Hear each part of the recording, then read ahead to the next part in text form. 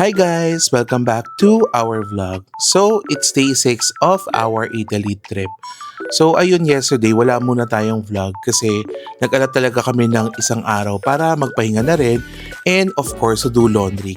So, ayun, naganap lang kami ng mga self-service laundry dito malapit sa mismong Roma Termini. Bukod doon sa laundry day, since malapit na sa amin yung Santa Maria Maggiore or St. Mary Major Church, we opted to go there. Kasi, di ba guys, itong Vatican Day natin, nakita nyo di ba pumasok tayo dun sa Holy Door at St. Peter's Basilica. So actually, quick trivia dito, yung malapit na church dito sa may hotel namin, like 3 to 4 blocks away lang, may significant siya. So first is, kasama siya sa 4 major Holy Door na bubuksan ngayong Jubilee. So we were able na makapasok dito this year sa Jubilee year. And second is, for me personally, it's very personal for me na isa si Pope Francis sa talagang tinitingala akong leader ng Katoliko or simbahang Katoliko. So natuwa ako kasi I was able to visit kung saan siya nilibing. So si Pope Francis kasi talaga kakaiba siya and gusto niya yung hindi marangya. Most of the Pope, di ba, nilibing dun sa mismong Vatican City or dun sa St. Peter's Basilica. But si Pope Francis, nag-decide siya na ilibing dito sa isang church dito sa Roma. So for today, actually, early call time tayo kasi we actually book a day tour going to Naples. So sa Klook lang natin to na book. I believe na book natin to ng mga 5,500 each. Kung hindi naman siya ganun kalayo, I believe siguro mga 1 hour to 1.5 siya by train, right? So similar to Florence. Pero this time, nag-book kami ng guided tour na this time. Kasi first, meron kami gusto talagang puntahan which is yung ruins ng ancient city of Pompeii na kilalang kilala na nasira, 'di ba, nung ancient times nung pagputok ng Mount Vesuvius. Mas mahirap kasi siya i-DIY compared to Florence na pwede mag-train lang kami at maglalakad lang kami. So this time, mas madali na lang na mag-look kayo kasi yun nga, kaysa mag-train pa going to Naples, tapos siguro magte-take pa kayo ng mga bus or baka wala namang bus talaga going there. So, yun talaga yung nilook forward namin dito. So, yun lang, pupunta na tayo sa meetup point and see you guys later! Ayan guys, so madilim pa kasi early call time tayo ngayon since meron tayong day tour to Naples and Pompeii. So ngayon, papalakad kami dito sa may Roma Termini para sumakay ng bus sa pick-up point which is the Cinema Fiamma. Ayan. So grabe, dilim pa and usually talaga morning, ito lang talaga yung sobrang lamig. But for the rest of the day, sobrang sakto lang ng weather. Mga nasa 18 to 20 degrees lang naman. So ayan guys, habulin muna namin yung bus namin kasi medyo close na kami dun sa call time namin na 7 a.m.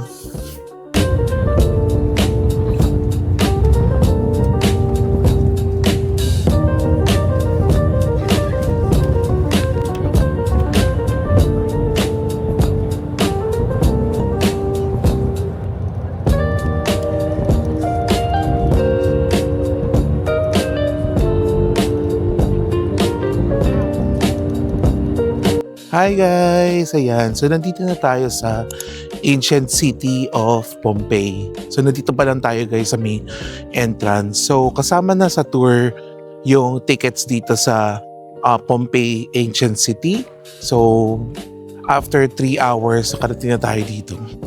So actually, meron namang stopover in between. So makakapag restroom naman kayo and makakapag-break din kayo in between. So medyo mahaba yung travel time going here. Binigyan tayo ng total 2 hours time to explore to. So sabi ng tour guide namin na napakalaki nitong ancient city of Pompeii. So hindi rin naman siguro physically kakayanin talaga matapos lahat. So meron lang mga particular sections, especially yung mga nandito lang sa bungad na iikutin natin.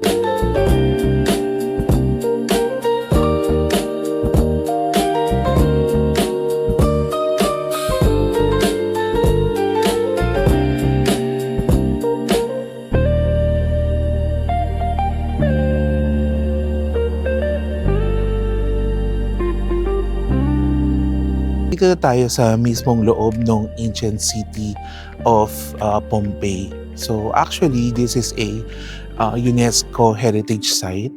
So kaya to sikat na sikat sa mga tourist kasi sobrang after thousands of years, kumbaga na-preserve yung buong city, right? So ang pinaka hindi ko masasabing maganda or ano, but it's a tragic history rin. So itong mga people of Pompeii, so they built the city besides the Mount Vesuvius. So in terms of geographic location kasi maganda to dahil malapit sa body of water, malapit sa bundok. So akala nila kasi hindi active volcano yung mismo Mount Vesuvius. So ayun nga, before they knew it, nagkaroon ng explosion yung Mount Vesuvius and na-wipe out yung buong population nila. So thousands years of after naman, ang maganda dun sa volcanic activity is that na-unearth ng mga archaeologists itong ruins of Pompeii na maraming mga intact pa na ngayon tayo mga tourists nakikita natin ngayon.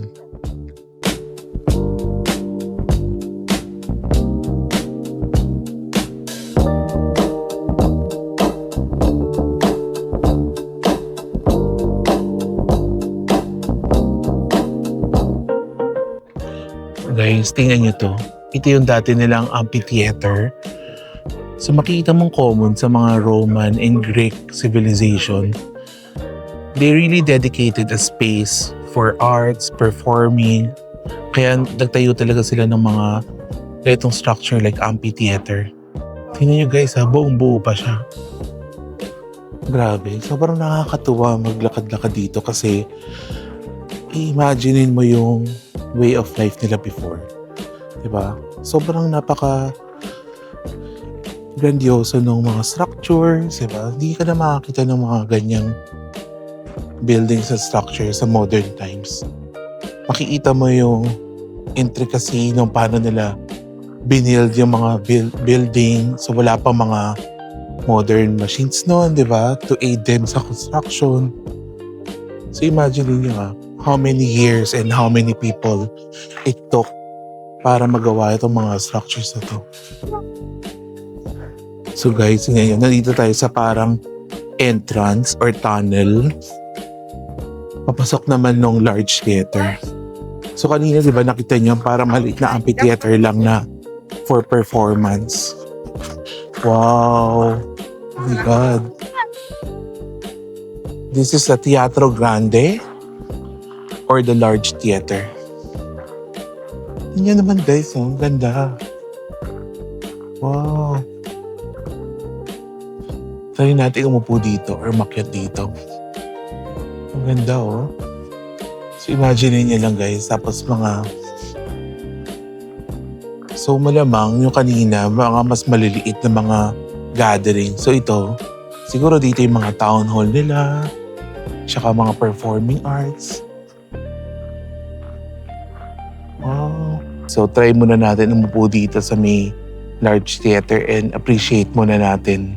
So kanina actually sabi nung tour guide namin, syempre marami namang parts na dito yung na-discover na ng mga archaeologists. Pero nakakatuwa kasi meron at meron pa rin sila even today na nadidiscover na mga yun nga, bagong mga structures. So recently sabi nila meron daw na-unearth daw na parang yun nga, mga villa or house na may mga parang picture daw ng pizza, di ba? So totoo kaya na, di ba sinasabi nga nila na syempre yung pizza was born here, dito sa Italy, pero in particular dito sa Naples or Napoli region, di ba?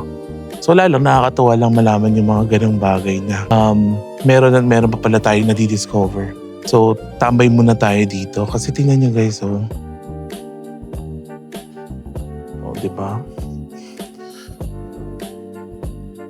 Imagine niyo, oh. Dito sila nagtitipon-tipon. Tapos kung may mga opera, di ba? Performing arts. Dito sa gitna yung stage. One last ikot tayo guys before tayo move on sa next.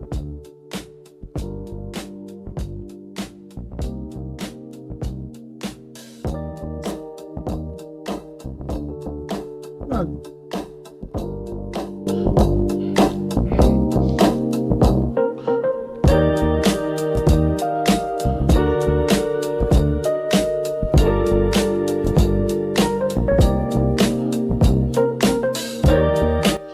naman, mga villas yan or mga bahay.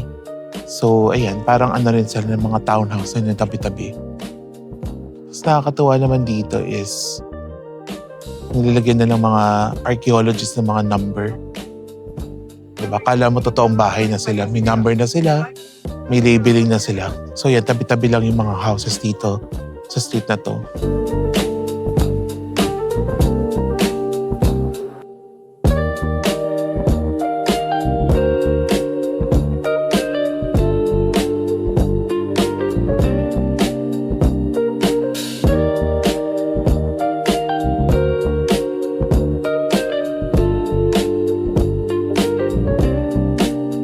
Sobrang araw lang talaga dito. Kasi, syempre walang shade, tapos puro bato. Kaya mainit. Make sure guys, prepared kayo. Even yung paglalakad dito. Kasi, di ba ganyan siya, yung malalaking cobblestones. Yan, ganyan siya. So, papunta na kami dito sa may foro or forum, which is yung parang kanilang plaza or piazza. Grabe guys, so. Tingnan naman to. Ganda.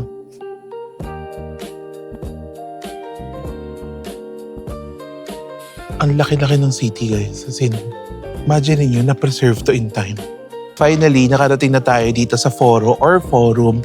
So ito yung considered as their city center nung ancient times. So nandito yung mga political activities and also religious activities. I believe nandito din yung merong temple dito si Apollo, meron din temple dito si Jupiter. So ayan guys, makita nyo napakalaki ditong compound. So nandito rin may mga public bath doon daw na nandito mismo. So ganyan siya. Imagine nyo na lang guys, gaano siya kalaki.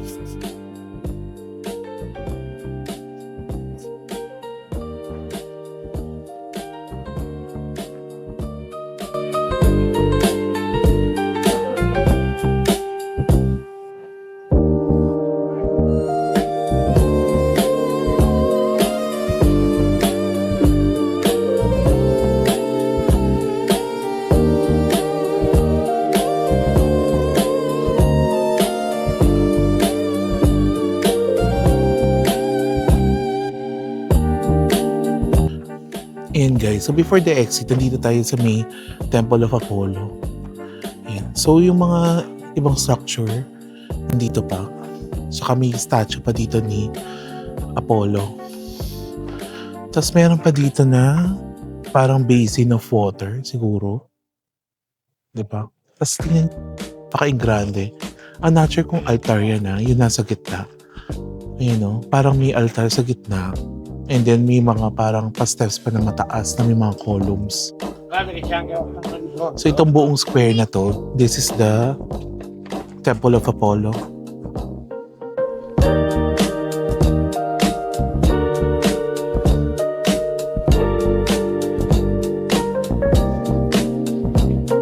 So pa-exit na kami kasi 2 hours lang 'di ba yung binigay na time sa atin and napakalaki nito. So suggest ko lang sa inyo na ang tingnan nyo talaga is yung large amphitheater kanina or large theater and then pumunta agad kayo dito sa may forum or foro kasi nandun naman din yung mas magagandang mga ruins like yung Temple of Apollo, merong basilica pala yung pinanggalingan natin kanina. So ayun, and maganda rin dito, malapit na to sa exit. So pwedeng hindi na kayo lumalim pa, dito lang kayo sa may region 8 and 7. So ayun, mag-exit na kami kasi malapit na yung call time namin and mahaba pang lakaran papunta dun sa may tour bus namin. So see you guys later!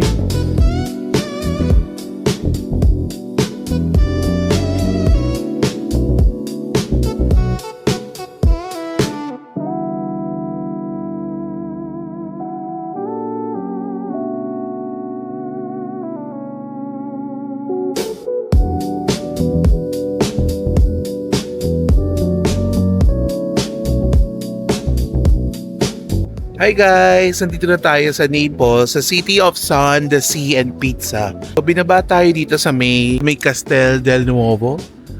So dyan din ang ating meet-up point later. So for now, maghahanap muna kami ng kakainan for late lunch and siguro cafe.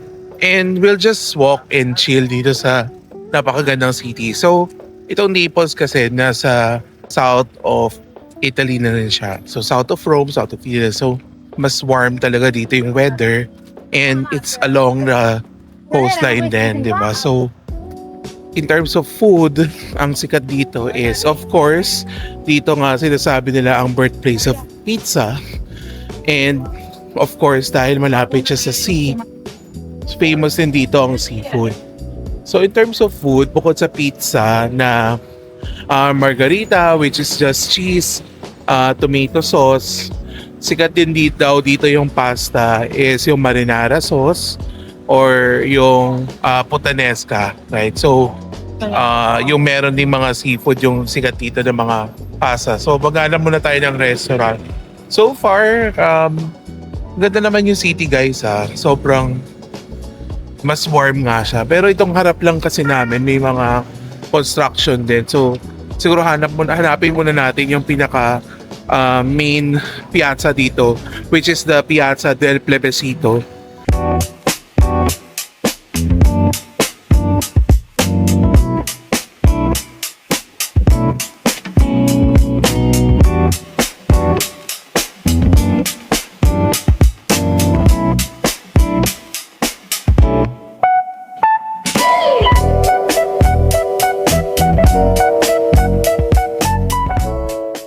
Hi guys, ayan. So naglalakad lang kami, naghahanap kayo ng food. Nandito kami sa parang sobrang engranding shopping area, restaurant na covered din. Ang pangalan niya is Galleria Umberto. Sobrang ganda niya guys.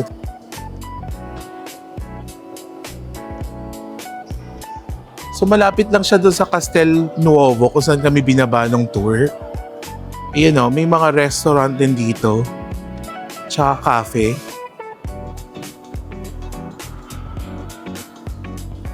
Ang ganda niya guys. Kasi naglakad-lakad na kami tapos sa isang corner nakita na namin to. So ayan guys ha, if ever, dito na lang kayo. So mas malamig dito kasi covered siya.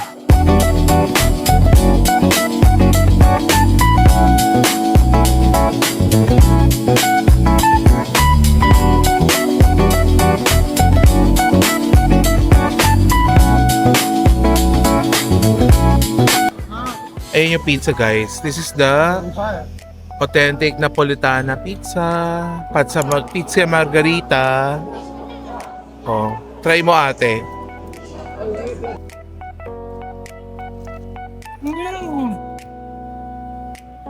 Parang ano no? Wow! Grabe yung kamatis no? Yung Ate. fresh sauce, sarap. Kamusta yung sauce? Sarap. Fresh na fresh. Fresh Hindi siya tomato. maasim. Hindi siya maasim. Yung tamis. Hindi siya maasim. Hindi. Yan, so ako naman magta-try guys ng Napolitana pizza na margarita. So tupi natin, napakalaki niya. Wow. Hindi ON, ang sarap. Hindi nga siya maasim, in fairness. Saktong cheesy lang. Sarap guys. Sarap. So guys, dito lang sa labas, ang Michele Totino. Nalagay ko yung details.